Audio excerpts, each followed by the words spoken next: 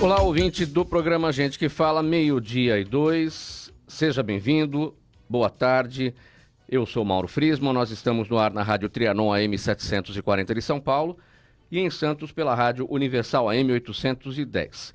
Você nos vê pelas redes sociais aqui na câmera da Rádio Trianon, tanto no Facebook quanto no Instagram. Eu te convido para curtir as nossas páginas, também ouvir os nossos podcasts na sua plataforma preferida e acessar o nosso blog, é o gentequefala.com.br. Você pode fazer perguntas aos nossos convidados, os telefones são 3289-3580 e 5052-5555. Os nossos convidados de hoje, mais uma edição do Gente do MPD que Fala, é uma parceria nossa com o movimento do Ministério Público Democrático e o apoio da Câmara Brasileira de Diagnóstico Laboratorial, CBDL. Você vê aqui à minha esquerda, Ricardo Prado, procurador de Justiça, presidente do MPD, o movimento do Ministério Público Democrático. Tudo bem, Ricardo? Seja bem-vindo. Obrigado, Mauro. É um prazer poder estar aqui. Obrigado, professor Gonçalo. É um prazer também poder conversar com os ouvintes da Rádio Trianon nesse novo momento do país. Também conosco, agora aqui à minha esquerda, o professor Gonçalo Vecina Neto, da Faculdade de Saúde Pública da Universidade de São Paulo. Doutor Gonçalo, que é criador da Agência Nacional de Vigilância Sanitária. Seja bem-vindo, professor Gonçalo. Muito obrigado, Mauro. Muito obrigado, doutor Ricardo. É um prazer estar aqui. Vamos ver se a gente consegue levar informação útil para os nossos ouvintes e assistentes. Sim, é o nosso papel neste momento tão delicado pelo qual passa não só o Brasil, mas o mundo todo, né? Também participarão com a gente hoje, porém por telefone, o advogado e cientista político Marcelo Issa, diretor do movimento Transparência Partidária e o presidente da Confederação Nacional das Carreiras Típicas do Estado, a CONACAT, o Antônio Carlos Fernandes Júnior. Então, daqui a pouquinho, tanto o Marcelo Issa quanto o Antônio Carlos estarão com a gente por telefone, debatendo aqui os nossos assuntos. O nosso primeiro tema em discussão aqui no programa Gente que Fala de hoje é o seguinte: o pico dos casos na epidemia de Covid-19 no Brasil deve ocorrer no início de abril. Essa previsão é do presidente do Hospital Israelita Albert Einstein, médico cirurgião Sidney Kleiner. Ele afirma que, neste momento, é muito importante que as pessoas se conscientizem da importância de permanecer em casa para tentar impedir o avanço do vírus. Ainda segundo o presidente do Hospital Albert Einstein, para cada caso notificado da doença, hoje existem outros. Só para complementação aqui, alguns números em relação ao Hospital Albert Einstein. Lá estão internados 21 pacientes com diagnóstico confirmado, existem outros, mas com diagnóstico confirmado de coronavírus são 21, 7 deles estão na UTI, e o Hospital Albert Einstein tem à disposição 600 leitos, sendo desses 600, 100 de unidade de terapia intensiva. Professor Gonçalo Vecina, como é que o senhor avalia esta expectativa aqui apresentada pelo presidente do Hospital Albert Einstein em relação ao pico dos casos da epidemia de Covid-19?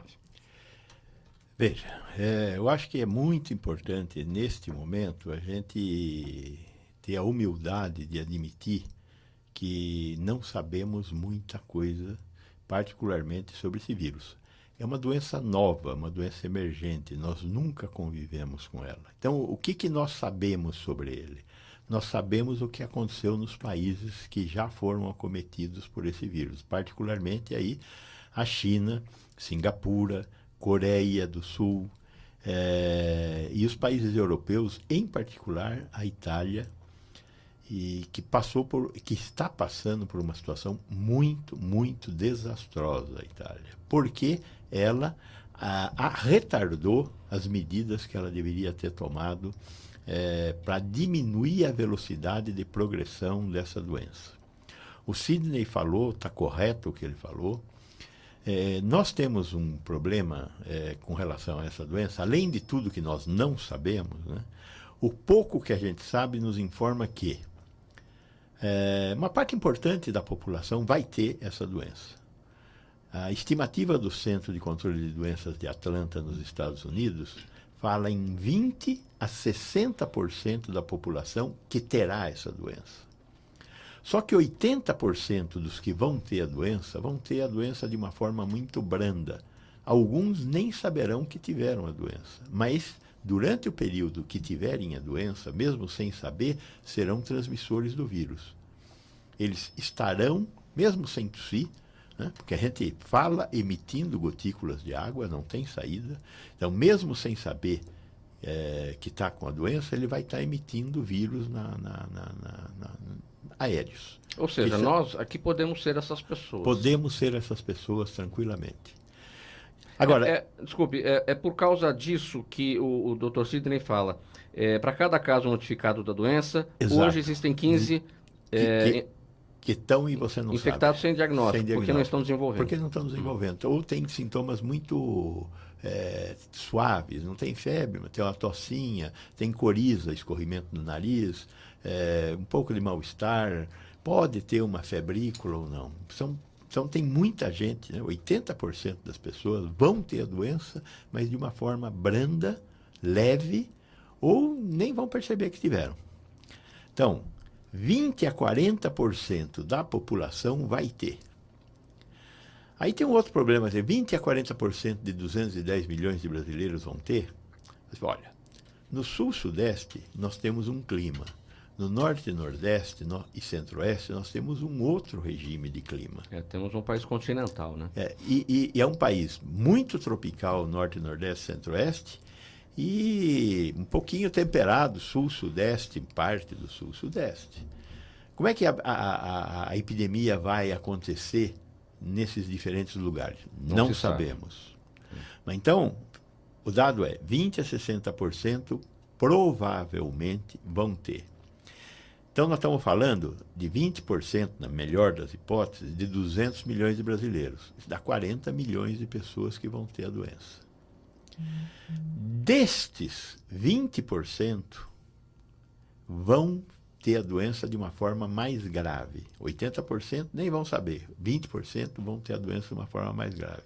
Dos 80%. Isso. Estamos falando de 8 milhões de brasileiros. Destes 8 milhões, 5% vão ter que ser internados, provavelmente em UTI. Nós estamos falando de 400 mil pessoas. O sistema brasileiro interna, o sistema público brasileiro, o SUS, interna por ano alguma coisa em torno de 10 milhões de brasileiros. Nós estamos falando de 400 mil internações num período de 2 a 3 meses. Nós temos 45 mil leitos de UTI. Ou seja, isso vai ser uma coisa complicada de administrar. Então, a ideia que o Sidney colocou aí é que fique em casa e deixe de disseminar, se você for um disseminador, o vírus.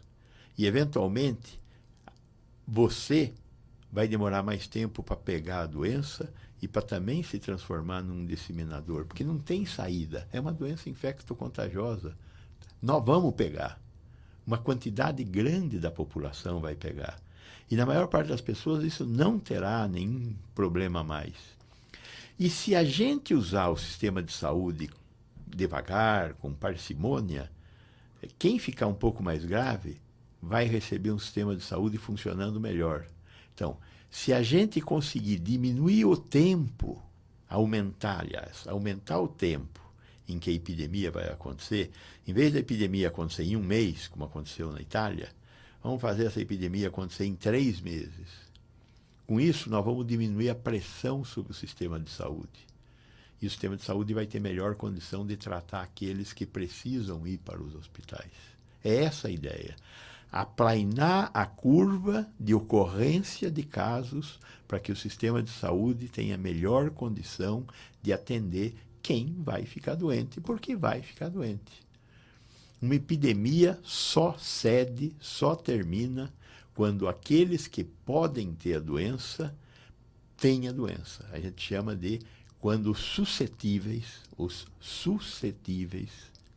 seja, podem ter a doença, deixam de existir. Quando é que você deixa de ser um suscetível? Quando você tem a doença e desenvolve imunidade a ela, desenvolve anticorpos contra aquela doença. Que é o que acontece conosco todos os anos em relação à gripe episódica que aparece sempre no inverno. E aparece no inverno por quê? O vírus vive no inverno? Não, o vírus está aí o tempo todo. Tem gente que tem gripe no verão. Acontece que o vírus circula menos porque nós ficamos menos fechados, menos em ambientes quentes e úmidos que aumentam a transmissibilidade do vírus. Então, nós temos que entender um pouco de tudo isso e evitar ter pânico. Não pode ter pânico, mas nós temos que ter um temor respeitoso. Ricardo Prato, a recomendação principal é que as pessoas não coloquem as mãos nos olhos, no nariz e na boca. Daí nós temos que nos policiar. Essa é a orientação principal dos médicos, dos especialistas. Você tem conseguido? Eu não. É difícil, viu, Mauro? Eu admito que realmente isso é um problema seríssimo. Tô tentando pensar realmente nisso. Agora de pouco eu peguei um lenço para poder coçar os olhos, né? Mas realmente eu admito que a gente tem que se reeducar. É um período de reeducação extrema, né? Porque é o próprio estilo de vida que a gente está acostumado hoje, está momentaneamente em xeque, né? Nós teremos que permanecer mais reclusos. As atividades, o próprio programa aqui, nós estamos já em processo de mudança, né? Nós teríamos 5 pessoas na sala, já estamos com 3, e na próxima talvez só você e todo mundo por telefone, né? Então, são novas adaptações. Nós temos que aprender, não há alternativa, né? Porque é aquilo que o Dr. Vecina estava falando, quer dizer, se a gente conseguir que isso venha mais devagar, você tem melhores respostas. Você tem vacinas sendo estudadas, você tem remédios, medicamentos sendo estudados, entendeu, né? Quer dizer, o próprio pessoal da saúde terá melhores condições de atender as pessoas e, com isso, de salvar muita gente.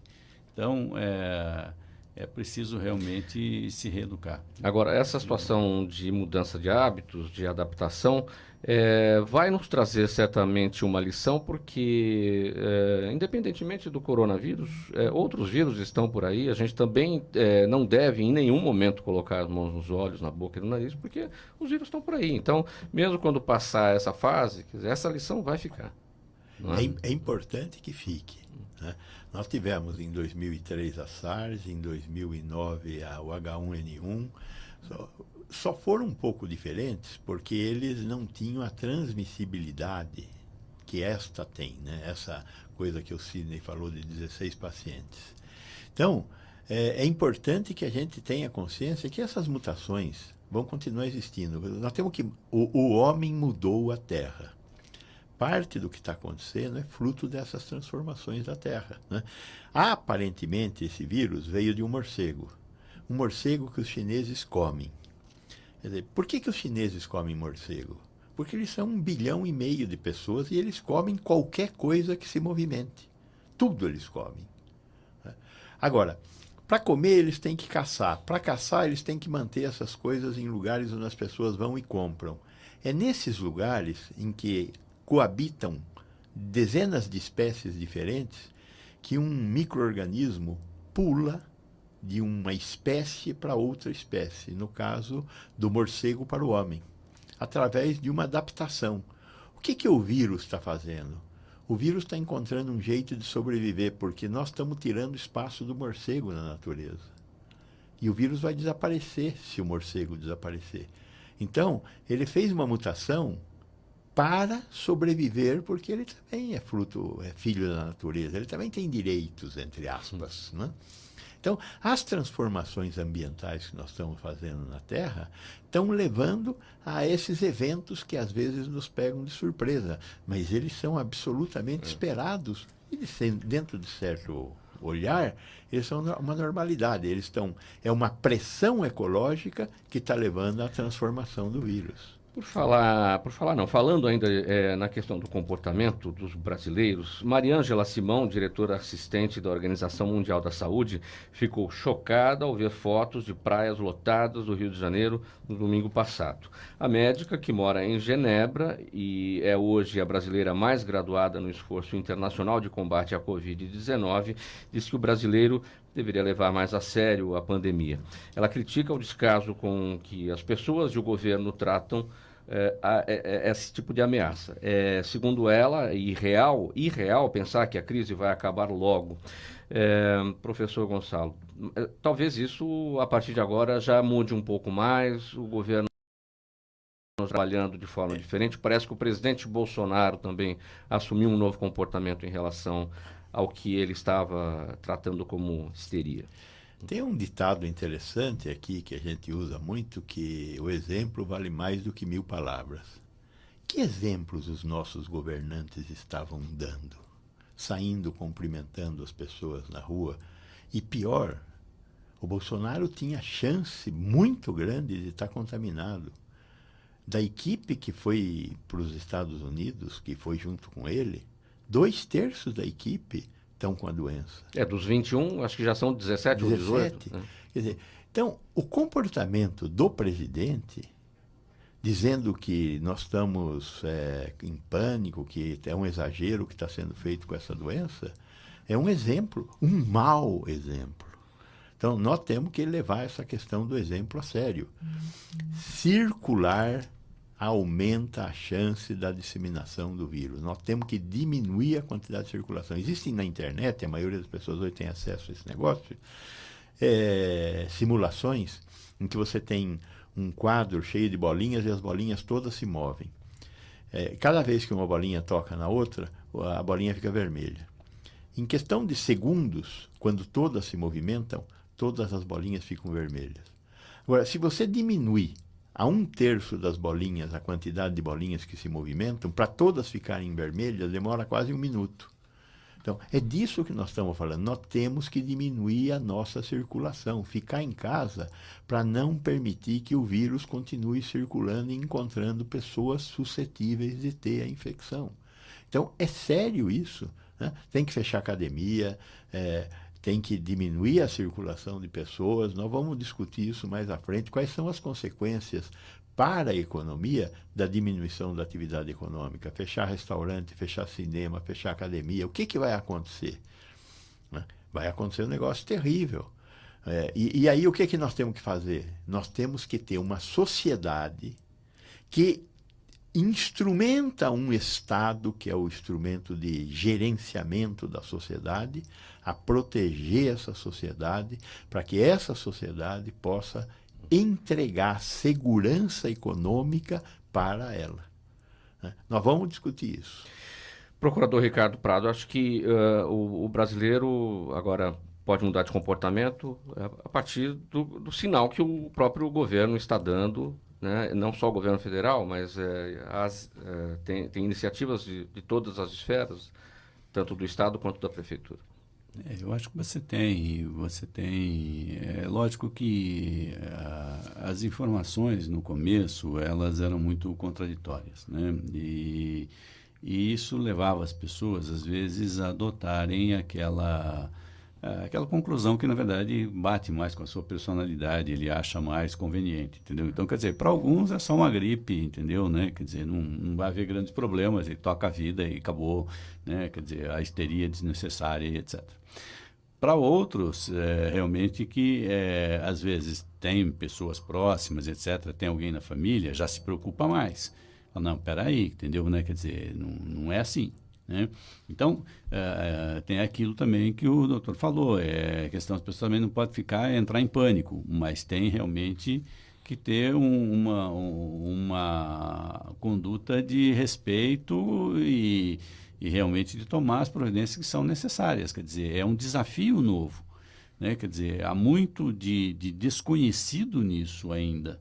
Né? Nós não sabemos exatamente como isso vai funcionar, como isso vai terminar. Entendeu? Nós estamos ainda em plena epidemia ainda, né? Quer dizer, a Europa fechou. Não é isso um motivo de pouca coisa, entendeu? Né? Quer dizer, isso tem consequências econômicas? Tem consequências econômicas gravíssimas. Certo? Nós vamos consumir rapidamente a poupança que os países têm. Né? Quer dizer, você vai ter que manter a área de produção funcionando. Algumas pessoas vão ter que continuar trabalhando. Né? Quer dizer, algumas pessoas vão ter que circular. A área médica vai ter que circular, vai. A área de produção de alimentos, de distribuição de alimentos também, de remédios, idem. Então, alguns setores terão que continuar funcionando. Ainda assim, isso vai ser difícil, porque não vai ser uma semana, né? Serão alguns meses. Então, é importante que as pessoas se conscientizem, é importante que as pessoas tomem a atitude correta, inclusive na questão do desabastecimento. Né? Quer dizer, você não precisa comprar carne com comida para 3 meses, entendeu? O sistema vai continuar funcionando. Né? Agora, você precisa ter alguma reserva, porque você não vai poder ir no supermercado todo dia. Até porque né? Você vai ter que evitar. Né? Então, você vai ter que fazer. A gente vai ter que voltar, talvez, a fazer como a gente fazia antigamente, que era despesa por mês. Né? Você ia no mês, recebia o salário, entendeu? Né? Por causa da inflação, antigamente, você ia no supermercado e fazia a compra do mês. Tá? E aí, tudo bem, todo mundo fazia assim, o supermercado tinha depois um tempo para repor as mercadorias, para o mês seguinte estava tudo em ordem. Tá? Talvez a gente tenha que voltar a isso, entendeu? Fazer cada 15 dias, entendeu? Nesse primeiro momento, talvez até um pouco menos, porque precisa ver se a cadeia de distribuição está preparada para isso, mas me parece que sim. Eles já estão, parece que aumentando, né, a reposição dos alimentos. Então, nós não devemos ter esse tipo de problema, mas para isso nós vamos ter que manter uma parte das pessoas trabalhando. Né? É importante que seja o mínimo possível, até para que eles não sejam contaminados. Né?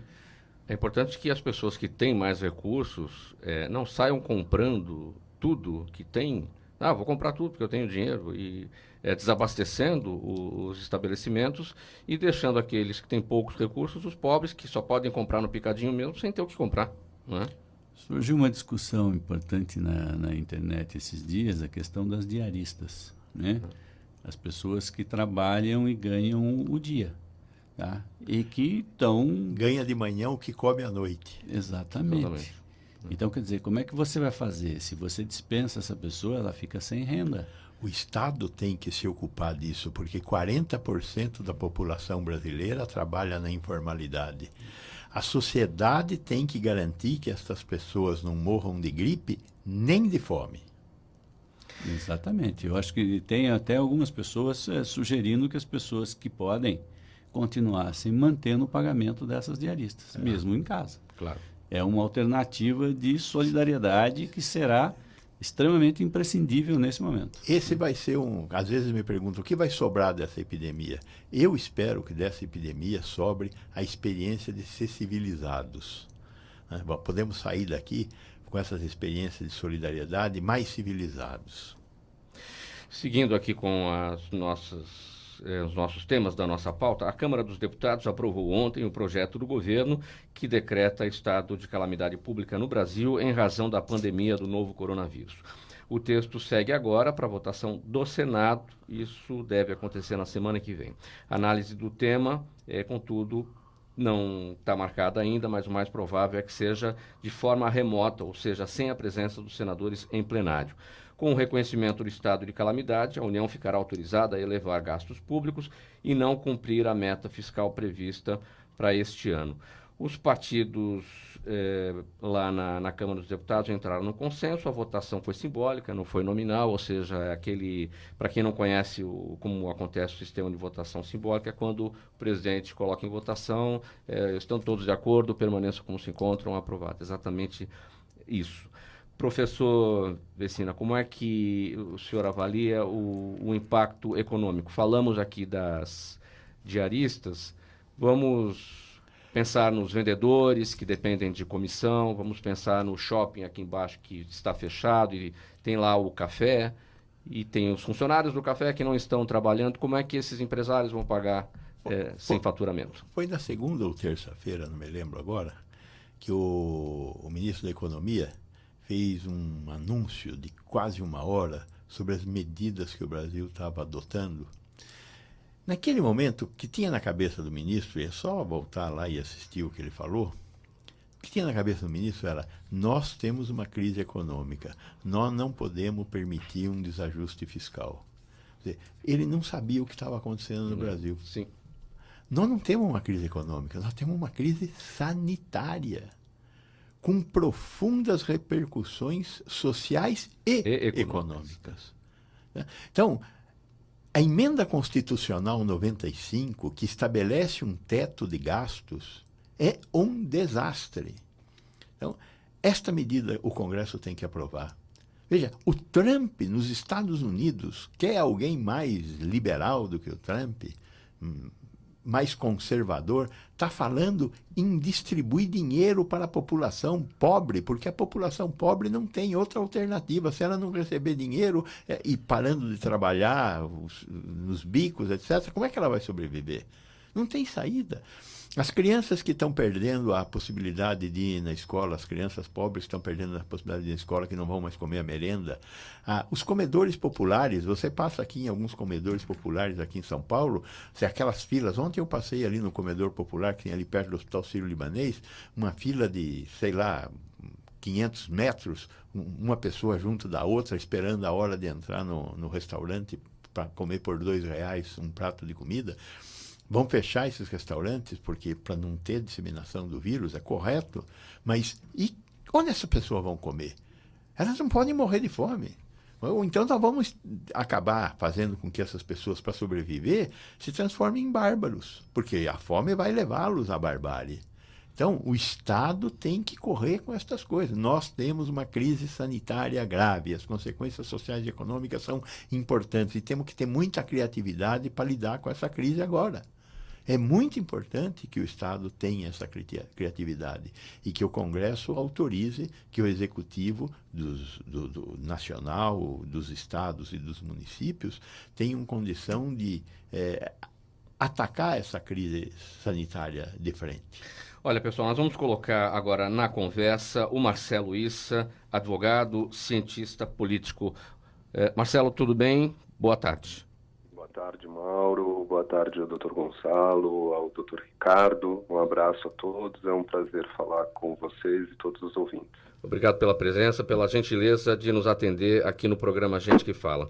Marcelo, a sua avaliação sobre a decretação agora do estado de calamidade pública, o governo tem a possibilidade de não cumprir a meta fiscal prevista para esse ano, no sentido de colocar dinheiro para o combate e auxiliar na melhor maneira possível as pessoas no trabalho informal. Como é que você avalia? Veja, todos os países da Europa, próprios Estados Unidos, estão colocando à frente das preocupações o atendimento à população mais vulnerável, a minimização dos impactos sociais dessa crise sem precedentes. Eu considero, inclusive, que ao final de todo esse processo, uma série de revisões com relação às regras de funcionamento do sistema econômico e produtivo e de relações internacionais de todo o planeta deve ser revisitada, né? Nós deveremos assistir a um debate profundo sobre as regras de endividamento, de financiamento, de cooperação multilateral. No fundo, espero que isso aconteça e acredito que esse processo será inevitável. Dito isso, qualquer preocupação com relação a endividamento, superávit, déficit, todas essas questões devem ser postas de lado para buscar enfrentar da melhor maneira essa crise tão aguda, tão sem precedentes que a humanidade enfrenta nesse momento. Apesar dessa necessidade de colocar essas questões de lado, Marcelo, quero dirigir a pergunta agora aqui para o procurador Ricardo Prato. Quando o governo agora não tem que cumprir a meta fiscal prevista para esse ano, na verdade é um déficit, que acho que está em 124 bilhões, né? Ou seja, isso vai levar a um aumento deste rombo. Que tem que ser planejado, então, também esta questão lá na frente, como é que vai se recuperar esse prejuízo, digamos assim. Eu vou pegar o gancho daquilo que o Marcelo acabou de falar. Você vai ter uma rediscussão muito grande sobre essa questão de tamanho de dívida, tá? Porque você tem o Brasil, antigamente eles falavam em dívida líquida, né? Quer dizer, aquilo que você deve menos aquilo que você tem no bolso, tá? Né? Aquilo que o governo tem, né? Não sabemos, por exemplo, o governo brasileiro tem uma reserva, por exemplo, em dólar, né? Que é a tal da reserva por causa das contas externas, né? E hoje se fala na dívida bruta, quer dizer, aquilo que você tem não vale, só vale o total. Então, a dívida que era de 60%, ela subiu para 80%. Se eu não me engano, o Marcelo conhece esses números melhor do que eu. Mas você tem países com dívidas maiores do que a nossa. A Itália passa de 100%, o Japão chega a 200%, e eles não têm nenhum problema com a rolagem dessas dívidas. Por quê? Porque essas dívidas, boa parte delas é com a própria população do país, tá? E o japonês não vai tirar o dinheiro dele que está lá, entendeu? Da reserva dele, entendeu? Da poupança dele, do país dele. Então, há uma rediscussão sobre essa questão da dívida que ela é essencial, né? No momento de crise, você tem algumas coisas que são prioritárias, né? Existem duas coisas que se discute muito se você pode e deve tomar dívida. Uma delas é para investir, né? A primeira pessoa que eu vi isso foi até o Silvio Santos, uma vez dizendo qual era a dívida que a pessoa podia fazer e qual não podia fazer, né? Quer dizer, o que você poderia financiar e o que você não deveria financiar. Ele falou, coisas para consumo comum é melhor que você pague com o seu dinheiro, entendeu? Né? Quer dizer, eu quero fazer uma viagem e tal, não sei o quê. Guardam o dinheiro antes e vai depois, né? Agora, se você vai ter alguma coisa que vai te render mais, né? Quer dizer, você vai comprar um carro para trabalhar como táxi, aí justifica, quer dizer, você está fazendo investimento. Então, a primeira ideia é de que a dívida se justifica nos momentos para você investir. Que é uma discussão que está hoje na economia, se um país poderia fazer esses investimentos com dívida. E a outra, que é óbvia, né, é a questão da saúde. Quando você tem um problema sério de saúde, etc., não tem problema, você tem que cuidar em primeiro lugar da saúde, isso é o número 1. Tá? Então, isso justifica qualquer medida. O outro problema você resolve depois. Se você estiver saudável, você pode trabalhar, você pode produzir, você pode pagar a dívida. Se você estiver doente ou se você morrer, não vai ter mais importância nenhuma isso. Então, em primeiro lugar, a saúde, eu acho que nesse momento realmente é esse o pensamento, entendeu? A dívida nós vamos ter que cuidar depois. Né? Seguindo aqui para mais um tema, os deputados apresentaram nessa semana projetos para permitir o uso de recursos do fundo eleitoral, do fundo partidário e do fundo de garantia para combater e aliviar situações de calamidade e emergência como a do coronavírus. Um deles possibilita o saque do fundo de garantia em casos de necessidade pessoal decorrente de calamidade pública ou pandemia. Outro permite aos partidos devolver recursos do fundo partidário e do fundo eleitoral para o combate de calamidades, emergências de saúde pública e desastres naturais. Marcelo Issa, esse último aspecto aqui da nota, devolução, claro, é uma doação, na verdade, né? Isso não é uma obrigatoriedade para os partidos. A devolução de recursos do fundo partidário e do fundo eleitoral para ajudar nesse combate. O que você acha desse aspecto? Veja, os partidos, quando se analisa a contabilidade dessas agremiações políticas, embora não haja transparência suficiente para que se possa cravar com certeza, mas o que se observa é que a maior parte das agremiações não dispõe de recursos vultosos em caixa, ou seja, a maior parte dos partidos gasta, emprega, despende a maior parte, se não a totalidade dos recursos que recebe. Ou seja, uma medida como essa teria validade prática apenas para as transferências realizadas pela União ao longo deste ano, que devem começar em breve. Nesse sentido, me parece que a medida é interessante, no entanto, a gente não pode perder de vista que nós precisamos de recursos para financiar a democracia. E este é um ano eleitoral e, de alguma forma, nós precisaremos realizar eleições. Nós não podemos cogitar a supressão da democracia no país em função dessa crise. No entanto, não está claro ainda o prazo de duração da crise sanitária, nem o quanto esse momento irá afetar o processo eleitoral. Ou seja, há, inclusive já posta, uma discussão sobre a possibilidade de adiamento das eleições.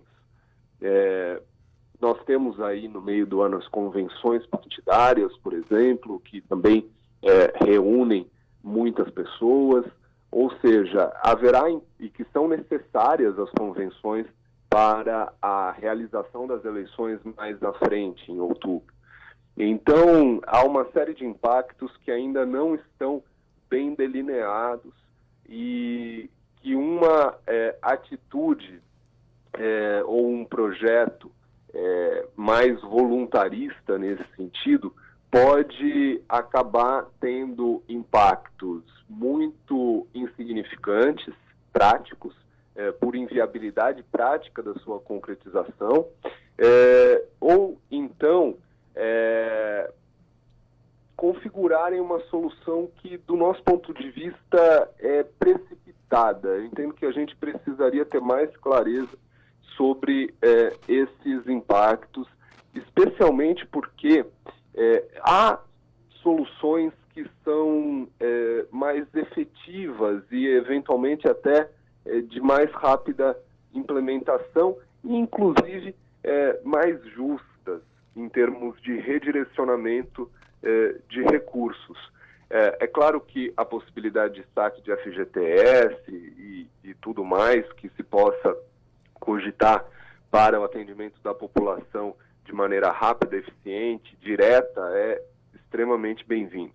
Mas, do ponto de vista de redirecionamento e contingenciamento de recurso público, me parece que gratificações que eventualmente estejam superando o teto constitucional e que são ainda hoje pagas para algumas carreiras do poder público, algumas duplicidades de férias, algumas medidas no âmbito da reforma administrativa, da reforma do Estado, poderiam também ser cogitadas e muito bem-vindas, porque a democracia precisa continuar funcionando.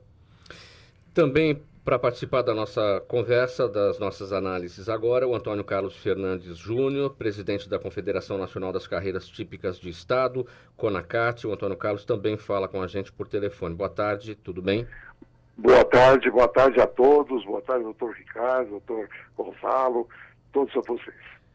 E até para esclarecer a participação dos nossos convidados por telefone, porque é uma adaptação também que o programa Gente que Fala está fazendo para evitar mais gente aqui no estúdio. Geralmente são 4 fontes que nós trazemos aqui diariamente para análise, para o debate dos nossos temas, e a situação realmente, neste momento, nos faz criar esse tipo de adaptação, e é possível até, como já disse aqui o procurador Ricardo Prado, que daqui para frente a gente venha fazer com todos no telefone para que todos estejam protegidos em relação ao coronavírus. Antônio Carlos, esse aspecto deste projeto lá em Brasília, isso ainda vai à votação, evidentemente, que propõe a devolução ou a doação, né, de recursos pelos partidos, do fundo partidário e do fundo eleitoral. Sua avaliação? Bom, primeiro, eu quero agradecer a possibilidade de participar desta forma do programa, que eu já tive a oportunidade de estar aí presencialmente.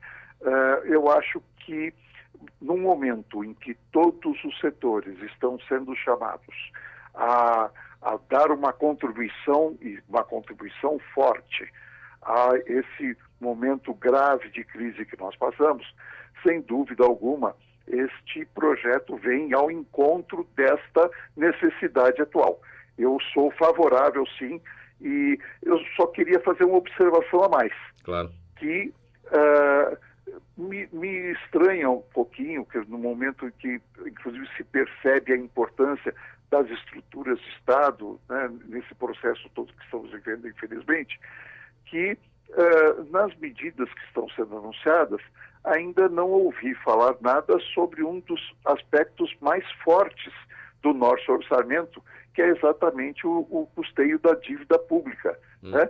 Em que momento estaria sendo cogitado isso também? Eu só quis fazer sobre essa ação, mas sim, sou favorável ao projeto que está em andamento. Quero ouvir a opinião aqui do professor Vecino. Eu acho que nós estamos vivendo uma crise sanitária. A dívida pública vai ter que ser resolvida com emissão de papel moeda. Não tem saída para isso. Não tem saída chicaguiana para esse problema que nós estamos vivendo. Nós temos que transformar isso numa emergência sanitária. É outro. A discussão tem que ser outra, porque senão a sociedade brasileira está sendo destruída. Veja, eu acho que a maioria dos nossos ouvintes não sabe o que quer dizer os pontos da Bolsa. Né? A Bolsa funcionava a mais de 100 mil pontos, está com 70 mil. Qualquer um é capaz de entender que ela caiu quase a metade. O valor das empresas da sociedade foi dividido pela metade. Isso é gravíssimo. Eu não tenho dúvida agora. Nós vamos ter uma mortalidade elevada. Essa gripe mata, aparentemente, de 0 a 40 anos, ela mata 2 pessoas a cada 1000 que pegam a doença. Agora, nos velhos, no nosso patrimônio de avós e avós, acima de 80 anos, ela mata 15 a cada 100. 15 a cada 100. Então, nós temos que nos preparar para... Dos 40 aos 80 anos, há uma rampa que sobe até saindo de 2 em 1000 para chegar em 15 a cada 100. Nós temos que proteger essa população de idade. Nós temos que dar acesso a serviços de saúde caros. Nós temos que conseguir preparar a rede de serviços. Veja, nós temos um hospital como Albert Einstein. Quem tem acesso ao Albert Einstein tem mais chance de se salvar do que quem não tem acesso. Como é que o Estado da sociedade brasileira vai tratar o acesso a serviços de saúde essenciais? Quem tem direito ao Einstein se salva, quem não tem se trombica? Ou o Estado vai ter que assumir que para chegar no Einstein vai ter uma fila única que vai direcionar todos os pacientes, independente da sua capacidade de pagar, para ir nas vagas da rede de hospitais públicos e privados. Isto é que seria civilizado. A Espanha está fazendo isso. Né? Saiu como se nacionalizou a rede privada dos hospitais. Não nacionalizou a rede. Ela está criando uma fila única, civilizada, para salvar quem precisa ser salvo. Então nós temos que pensar nisso. O Estado brasileiro tem que pensar nisso. Procurador Ricardo Prado, o Brasil está atrás de dinheiro de todas as formas para atuar no combate ao coronavírus e para auxiliar a população mais pobre neste momento. Agora, quem é que vai gerenciar isso? Porque uma coisa é dinheiro, outra coisa é a boa aplicação. Você vai ter... Eu queria primeiro só colocar uma questão para as pessoas terem a noção de grandeza. O fundo partidário são 2 bilhões. Tá? As medidas que o ministro anunciou agora na quarta-feira, ele já fala em 170 bilhões. São muitas vezes mais. Nos Estados Unidos se fala em trilhões.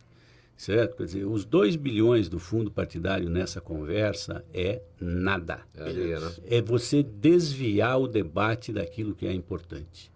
Tá? Esse é um desvio de debate. Né? O problema é muito maior.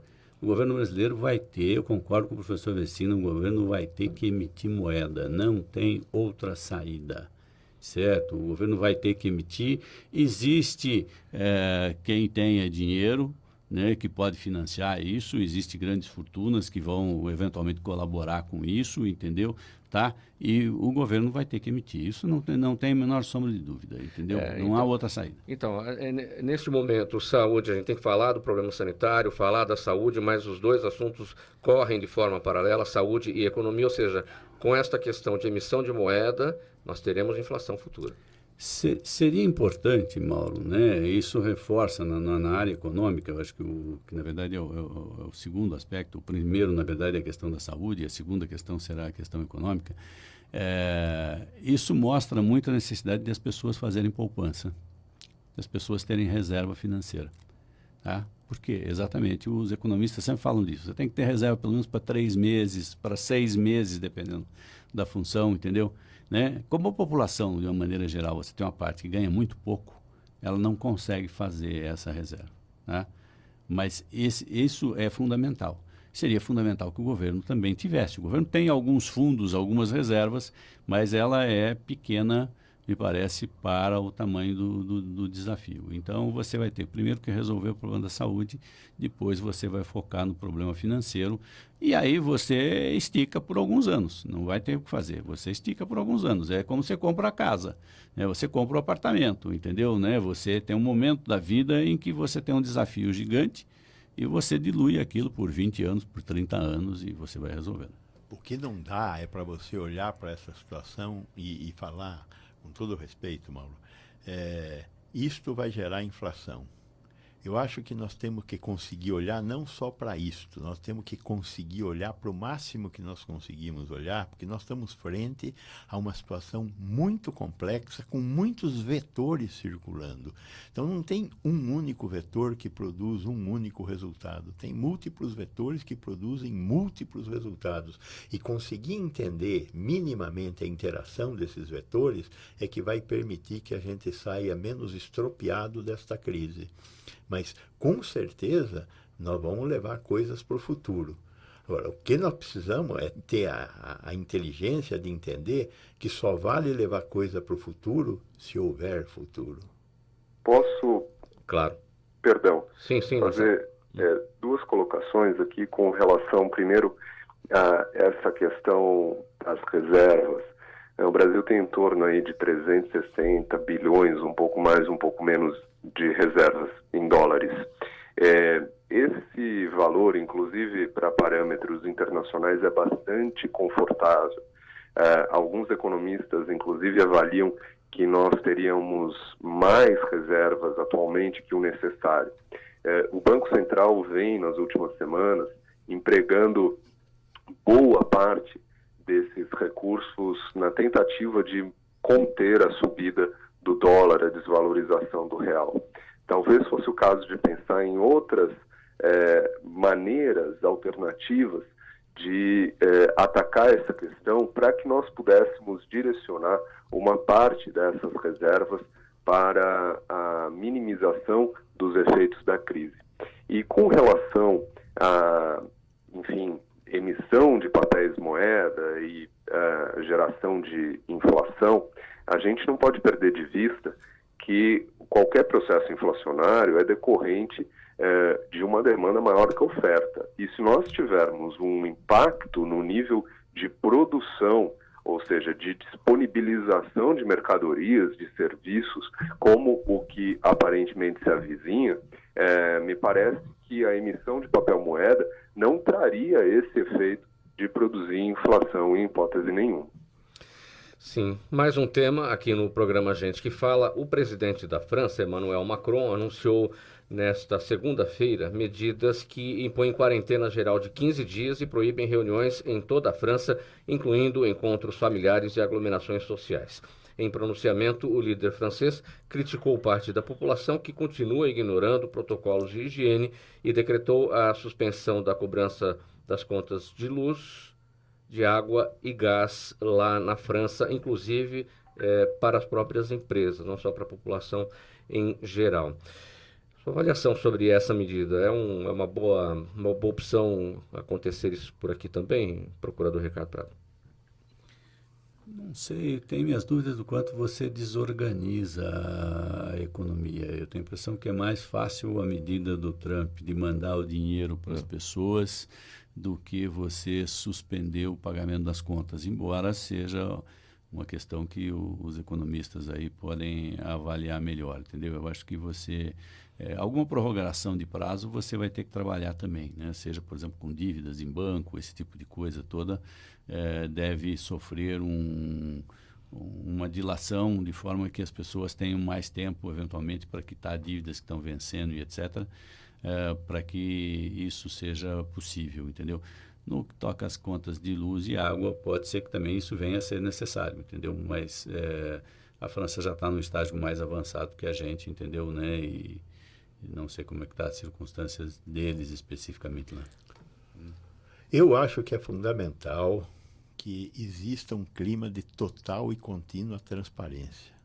Todo gestor público tem que falar ao menos 2 vezes por dia para a população do que está acontecendo, porque as transformações são muito rápidas.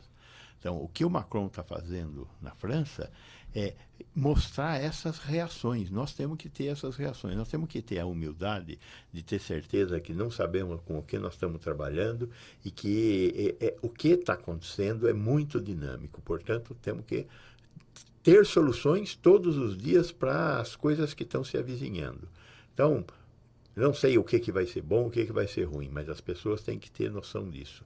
A outra questão é a questão que ele fala da higiene. Volto a isso novamente.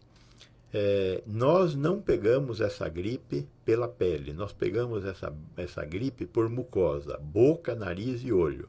Então, a mão não fica doente. Quem vai levar a gente a ficar doente é o acesso ao interior do nosso corpo através desses 3 furos. Então, é fundamental lavar a mão com água e sabão. Água e sabão leva junto vírus, leva junto gordura. Por isso precisa ser água e sabão, porque o sabão tira a gordura e na gordura vão os micro-organismos. Se você não tiver água e sabão à mão, aí use o álcool gel, mas o álcool gel não é fundamental. Fundamental é água e sabão. Álcool gel desinfeta e tal, mas às vezes está faltando álcool gel, então não precisa usar álcool gel. Lave a mão com água e sabão, é fundamental. Fique em casa, é fundamental, diminua o número de contatos. Agora, lembre-se, pratique exercício físico. O exercício físico melhora a nossa imunidade. O exercício físico está comprovado cientificamente, é imunoestimulante. Então, fique em casa, mas não fique parado. Faça coisas. Distraia a sua cabeça e o seu corpo. É fundamental isso. Como as notícias são atualizadas com grande rapidez neste assunto do coronavírus. O Brasil agora tem 5 mortes e mais de 530 infectados. Esta morte a mais aqui eram 4, agora 5. Aconteceu no Rio de Janeiro, acabou de sair a informação. A vítima é um homem de 69 anos de idade e fazia parte do grupo de risco. A primeira vítima, foi uma mulher de 63 anos que tinha diabetes e hipertensão e ao todo o Rio tem 65 casos da doença. É importante pegar esses casos que estão... A idade é um negócio fundamental. Agora, a idade é um negócio fundamental por quê? Porque também os velhos têm mais doenças associadas, então eles têm uma imunidade pior. Então, além de ser velho, ele tem hipertensão, diabetes, insuficiência cardíaca.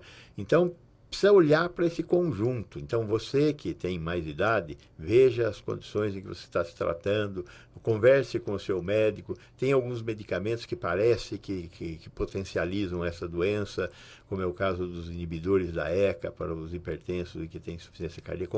Não pare de tomar, converse com o seu médico, né? Ibuprofeno parece que não é recomendável.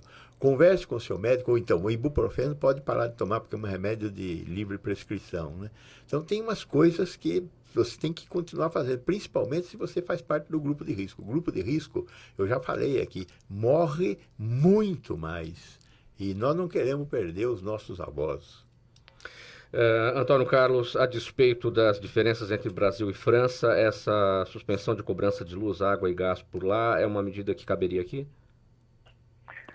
Desculpe, eu infelizmente estou ouvindo um pouco mal. Você pode repetir a pergunta? Na França foi suspensa a cobrança de água, de luz e de gás no sentido de ajudar a população em relação aí à questão dos gastos, né, dos custos. Essa é uma boa medida para o Brasil, apesar das diferenças entre a gente e os franceses?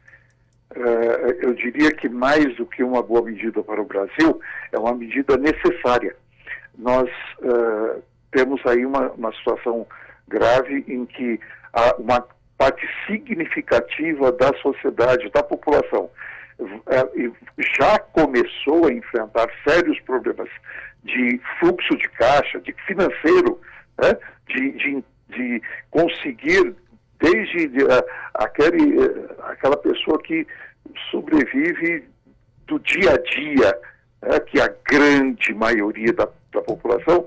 Eu acho que essas medidas já se fazem atrasadas. E eu diria que, inclusive, já temos aí algumas iniciativas de alguns setores de jogar um pouco para frente alguns compromissos das pessoas, né, dos seus clientes.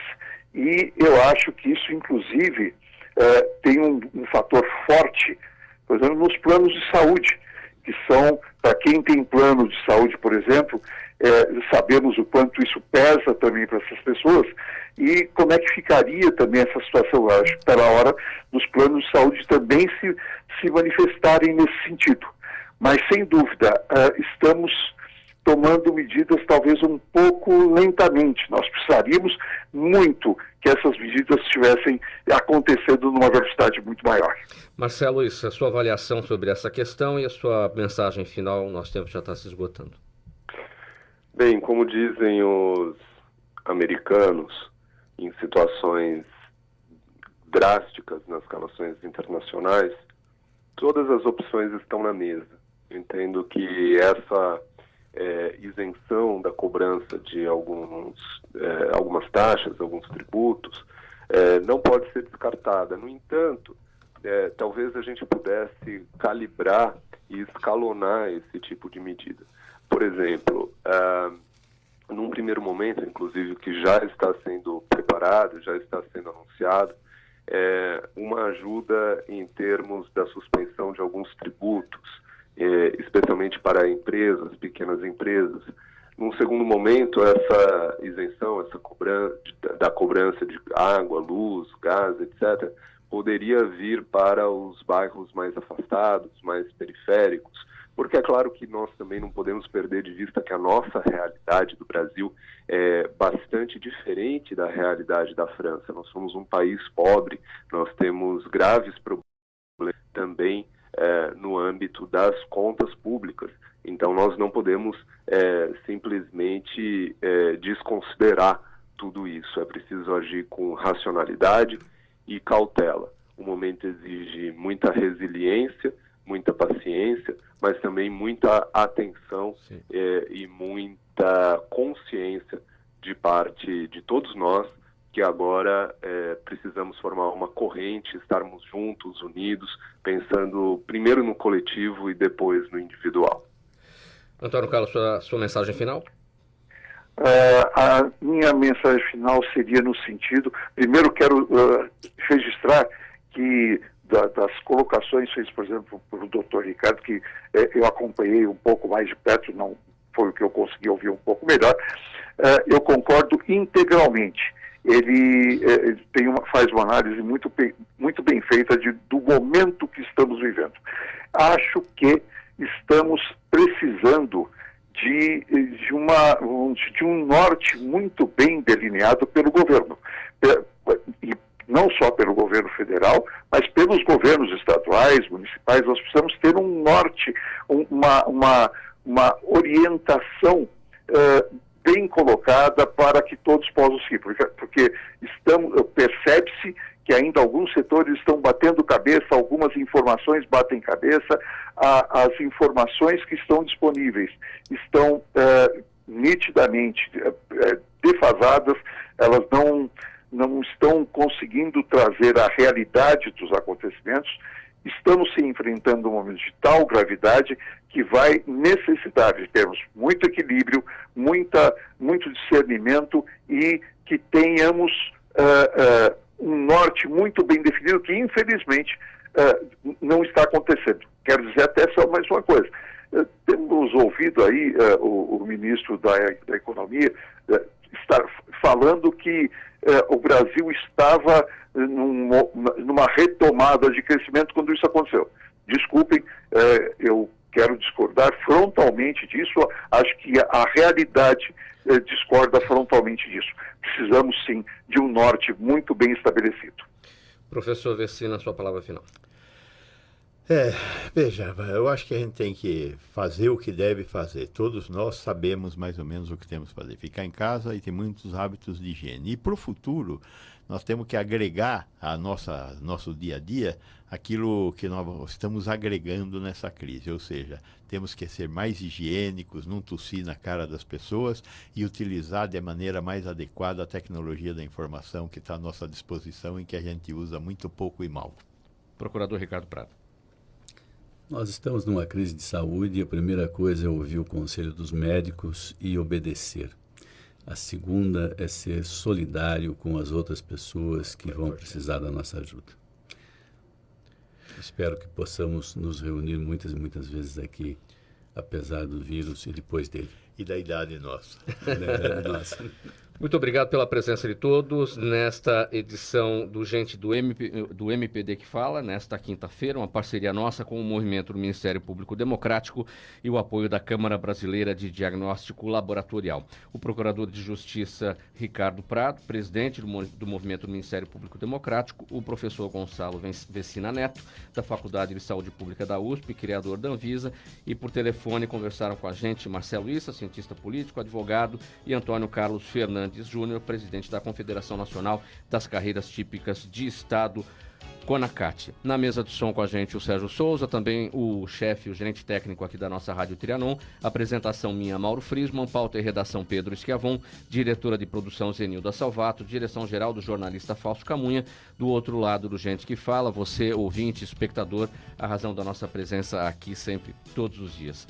Então, muitos hábitos de higiene e seguindo as recomendações médicas, minha gente. Tchau, obrigado, até amanhã.